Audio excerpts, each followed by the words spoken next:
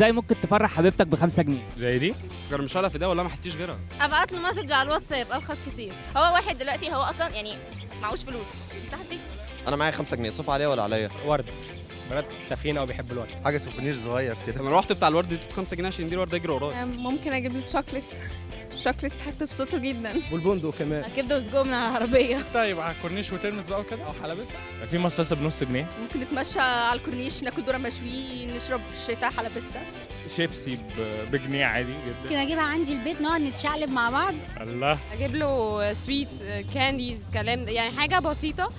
كفايه ان انا افتكرت. خلاص بقى تروح عند ابوها بقى ماليش دعوه. بس انا هجيبها اكتب له عليها واديها له بس كده يغور بقى في ده. غير ابسطي نفسك. هو لما يشوفني مبسوطه وانا باكلها هو يبقى مبسوط. مش مشكله، ما انا هفرح. هو اي حاجه ممكن تبقى بسيطه وابسطها، يعني اي حاجه لو هي بتحبني هتقدر اي حاجه هعملها حتى لو سامبل جدا. بس هتموت فيا عادي. مش محتاج افرح حد لان انا اساسا ما حدش يعرفني.